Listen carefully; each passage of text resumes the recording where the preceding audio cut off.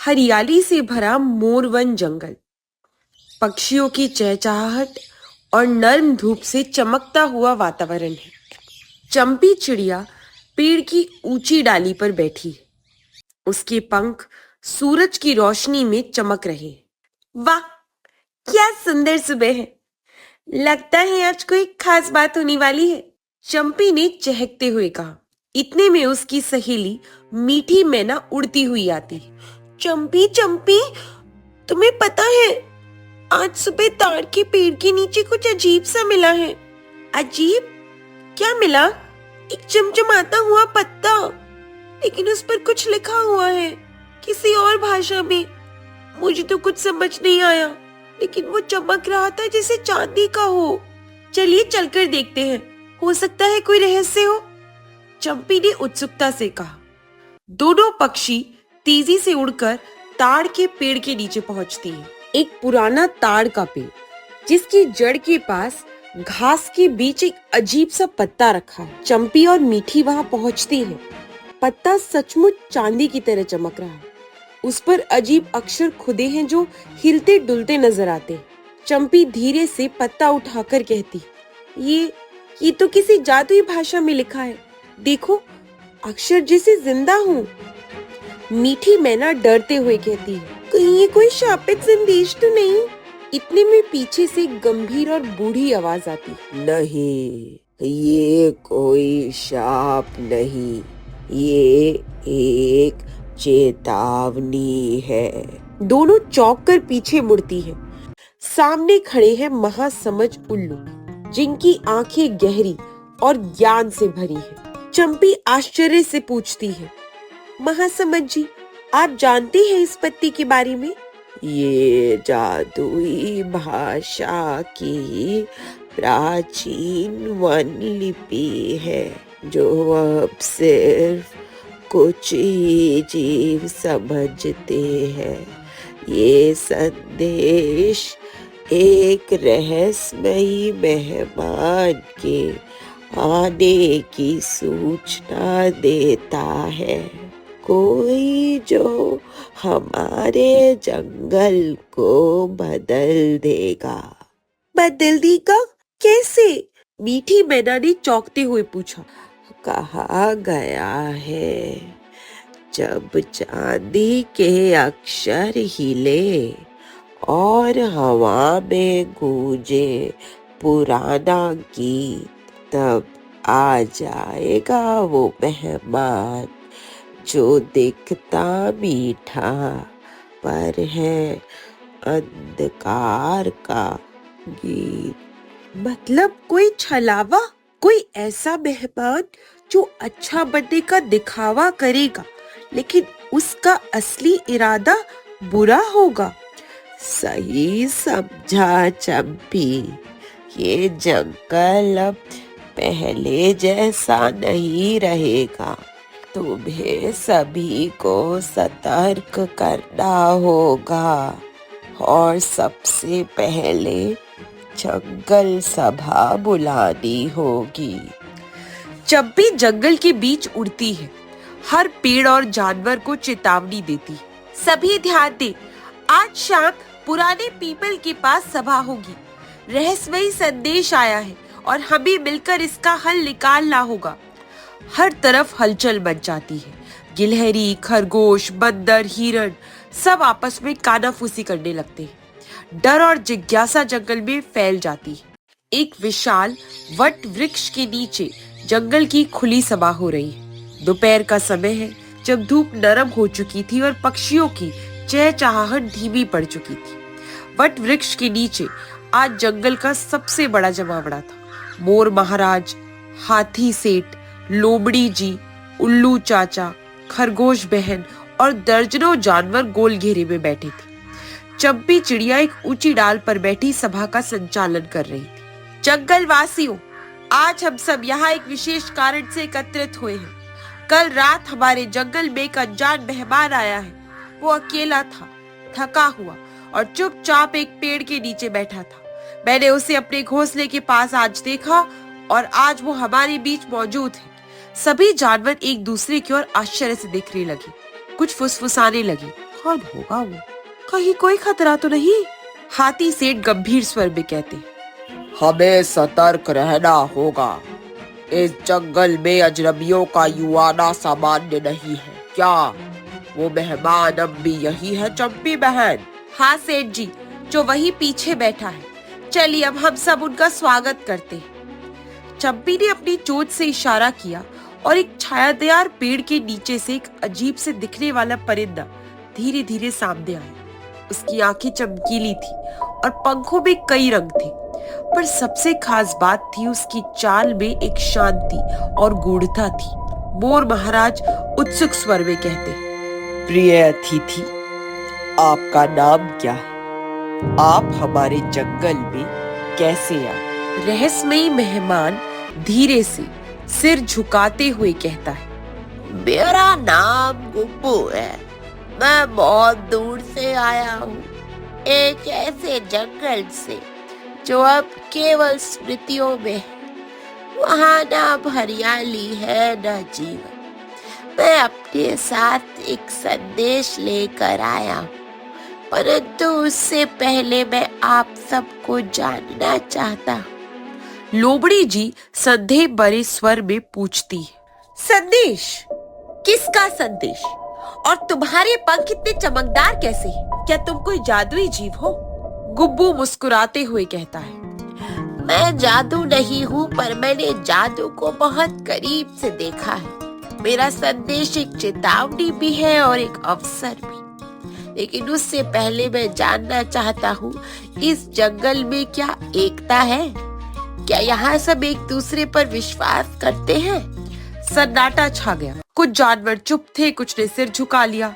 उल्लू चाचा ने गला खंकार कर जवाब दिया, ये प्रश्न हमारे जंगल के सबसे पुराने घावों पर नमक है गुब्बू। यहाँ कई बार एकता डगमगाई है, पर हम सीख रहे हैं, कोशिश कर रहे हैं। तो ठीक है, मैं कल रात एक सपना देख रहा था और उसी में इस जंगल का नाम आया। मैंने देखा काले बादलों के बीच एक उजाला यहीं से उठ रहा था। शायद यही वो स्थान है जहाँ एक नई शुरुआत हो सकती है। खरगोश बहन ने उत्साहित स्वर में पूछा, नई शुरुआत?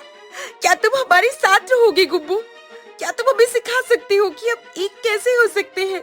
मैं रह सकता हूँ, पर सिर्फ तब जब आप सब तैयार हो मुझे सुनने और अपने दिल खोलने के लिए। कल मैं आप सबको एक रहस्य बताऊंगा, एक ऐसा रहस्य जो इस जंगल का भविष्य तय करेगा। सभा में सन्नाटा फैल गया, लेकिन उस सन्नाटे में जिज्ञासा की चिंगारी थी। पहली बार सभी जानवरों को महसूस हुआ कि ये मेहमान कुछ खास है और शायद उनका भाग्य भी उससे जुड़ा है। वही वट वृक्ष के नीचे एक सभा है। अगली सुबह जब सूरज की पहली किरणें जंगल के पत्तों पर सोने जैसी चमक रही थी, पशु पक्षी फिर से उसी जगह इकट्ठा हो गए थे। सभा में हलचल थी। गुब्बू एक बड़ी चट्टान पर बैठा था। उसकी आंखें बंद थी, मानो वो भीतर से कोई छवि देख रहा है। चंपी चिड़िया उसके पास बैठी थी और बाकी जानवर शांत होकर प्रतीक्षा कर रहे थे। गुब्बू धीरे धीरे आंखें खोलते हुए कहता है, आज मैं तुम सबको उस जंगल की कहानी सुनाता हूँ जहाँ मेरा जन्म हुआ। एक समय की बात है, उस जंगल का नाम था नववृंदा। उस सपनों जैसा था। हर पेड़ बातें करता था, हर झरना गीत गाता था और वहाँ की मिट्टी में इतनी शक्ति थी कि बीज बोते ही फूल खिल जाते थे। उल्लू चाचा ने भावुक स्वर में कहा, ऐसा जंगल क्या ये सच में था गुब्बू? था चाचा, पर अब नहीं है। उस जंगल की रक्षा करती थी जंगल की आत्मा, एक अदृश्य शक्ति जो पेड़ों, पशुओं और मिट्टी के बीच रहती थी। पर आत्मा की शक्ति एक शर्त पर टिकी थी, एकता और सच्चाई। हाथी सेठ ने चौंकते हुए पूछा, और फिर क्या हुआ? फिर आई फूट। जानवरों ने एक दूसरे पर शक करना शुरू कर दिया। पक्षियों ने खुद को श्रेष्ठ समझा, हिरणों ने लोमड़ियों से बात करना बंद कर दिया। जंगल की आत्मा कमजोर होने लगी और एक दिन सब खत्म हो गया। सभा में सन्नाटा छा गया। मोर महाराज की आंखें नम हो गई। खरगोश बहन अपने कानों को मोड़ते हुए चुपचाप सुन रही थी। चंपी धीरे से पूछती, तो तुम वहां से निकल आए अकेले? हाँ, और तभी मुझे एक सपना आया जिसमें इस जंगल का नाम था वन सरगम। यही तुम्हारे जंगल का नाम है ना? लोमड़ी जी चौंकते हुए पूछती है, तुम्हें ये नाम कैसे पता चला? ये तो कोई बाहर वाला नहीं जानता। मैंने नहीं जाना, आत्मा ने बताया, जंगल की आत्मा ने। वो अभी भी है कहीं इस जंगल में, पर वो सो रही है क्योंकि यहाँ भी कुछ दरारें हैं। खरगोश बहन ने कांपते स्वर में पूछा, क्या वही हमारे साथ भी होगा जो तुम्हारे जंगल में हुआ? अगर तुम एक नहीं हुए, अगर तुमने सच्चाई से मुंह मोड़ा तो हो सकता है, पर अगर तुम एक हो गए तो ये जंगल जंगलों का उजाला बन सकता है। गुब्बू चुप हो गया। उसके शब्दों ने जैसे सभी जानवरों के दिल को छू लिया था। पहली बार लोमड़ी ने खरगोश की ओर देखा और मुस्कुराई। उल्लू चाचा ने मोर महाराज के कंधे पर पंख रखा। मोर महाराज ने गंभीर स्वर में कहा, गुब्बू, हमें बताओ कैसे हम आत्मा को फिर से जागृत करें? 3 परीक्षाएं होगी, विश्वास, त्याग और सत्य की परीक्षा। अगर तुम सब उन्हें पार कर सको तो जंगल की आत्मा जागेगी। मैं तुम्हारा मार्गदर्शक बनूंगा। सभा में एक ऊर्जा फैल गई, जैसे किसी ने उम्मीद की रोशनी जगा दी। चंपी ने एक ऊंची टहनी से उड़ान भरी और जोर से बोली, तो हम तैयार हैं। आइए हम मिलकर इस जंगल की आत्मा को फिर से जीवित करें। वट वृक्ष से कुछ दूरी पर एक गुफानुमा रास्ता है। दोपहर का समय, पर वहां चारों ओर घना अंधकार छाया था। सभा के बाद जानवर गुब्बू के पीछे पीछे एक रहस्यमयी गुफा की ओर बढ़े। वो जगह किसी को पहले नहीं दिखी थी, जैसे वो जंगल में छिपी रही हो। गुब्बू सबको वही ले गया। ये है पहली परीक्षा, विश्वास की। लेकिन इसमें हमें करना क्या है? चंपी ने पूछा। गुब्बू ने हौले से मुस्कुराकर कहा, इस गुफा में तुम सबको एक कतार में चलना है। पहला जानवर आंखें खोल सकता है, लेकिन बाकियों को आंखें बंद रखनी होगी। सबसे आगे वाला जानवर रास्ता बताएगा और बाकियों को उस पर पूरा भरोसा करना होगा। हाथी सेठ शंका भरे स्वर में पूछते, और अगर पहला वाला गिरा तो बाकी सब भी? यही तो परीक्षा है। यदि सबसे आगे वाला अपने पीछे वालों की चिंता करेगा और बाकी उस पर विश्वास करेंगे तो तुम पार हो जाओगे। अगर किसी ने भी डर या शक दिखाया तो रास्ता खुद ब खुद बंद हो जाएगा।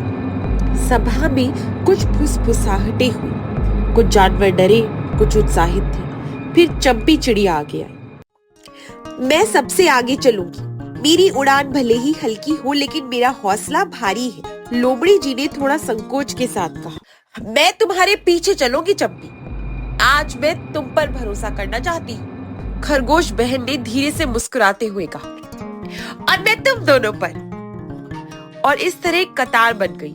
चंपी सबसे आगे, उसके पीछे लोमड़ी, फिर खरगोश, फिर उल्लू और अंत में हाथी सेठ। सबने अपनी अपनी आंखें बंद कर ली सिवाय चंपी के। गुब्बू ने धीरे से कहा, शुभकामनाएं, और याद रखो रास्ता तुम्हारे दिल की रोशनी से ही खुलेगा।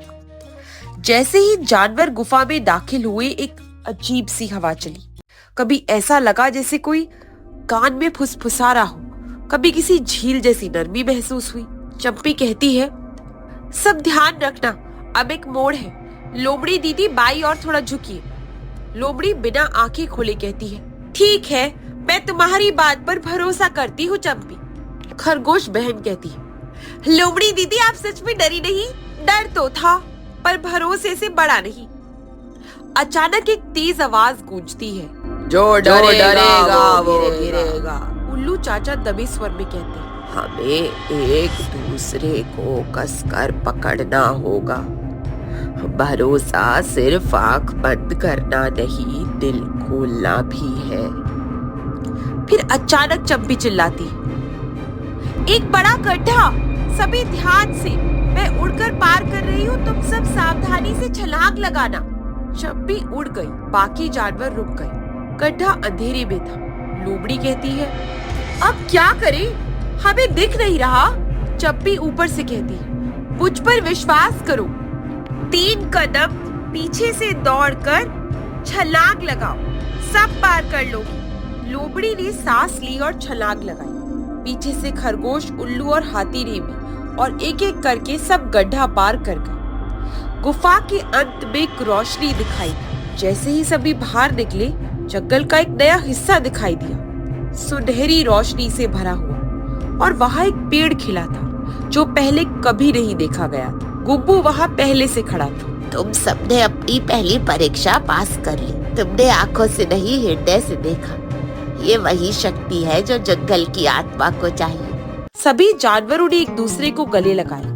विश्वास की इस पहली परीक्षा ने उनके मन में एक नई उम्मीद, एक नई दोस्ती जगा दी थी। गुफा के पार सुनहरी रोशनी वाला एक खुला मैदान, जिसके बीचों बीच एक नर्म चमकती हुई धरती थी। परीक्षा के ठीक बाद जब हल्की धूप और धीमी हवा चल रही थी, जानवरों ने जैसे ही पहली परीक्षा पार की, वो इस सुंदर खुले मैदान में पहुंचे। वहाँ घास सोने की तरह चमक रही थी और हवा में किसी मीठे फूल की खुशबू थी। बीचों बीच एक वृत्त बना हुआ था, जिसपे एक चमकदार चक्र रखा था। गुब्बू फिर प्रकट हुआ। इस चक्र को सक्रिय करने के लिए प्रत्येक जानवर को अपनी सबसे प्रिय वस्तु या आदत इस वृत्त में छोड़नी होगी। त्याग बिना कोई शक्ति जागृत नहीं होती। चंपी चिड़िया कुछ सोचते हुए कहती, मुझे उड़ना बहुत पसंद है, लेकिन अगर जरूरत पड़ी तो मैं अपनी उड़ान कुछ समय के लिए छोड़ सकती हूँ। लोमड़ी जी आंखें फैलाकर पूछती है, क्या? पर तुम उड़ान के बिना कैसे रहोगी चंपी? अगर कोई और जानवर इस उड़ान से बच सकता है तो शायद मुझे कदम उठाना चाहिए। खरगोश बहन धीरे से कहती है, मुझे तो सुबह की ताजी सब्जियां छोड़नी पड़ेगी, वो मेरी सबसे प्यारी चीज है। हाथी सेठ हंसते हुए कहते हैं, मेरी आरामदायक दोपहर की झपकी, बिना झपकी के तो मेरा सर भारी हो जाता है। उल्लू चाचा गंभीर होकर कहते हैं, और मुझे अपनी रात्रि चौकसी, लेकिन अगर जंगल की भलाई इसी में है तो मैं भी तैयार हूँ। गुब्बू ने सबको एक एक करके आगे बुलाया।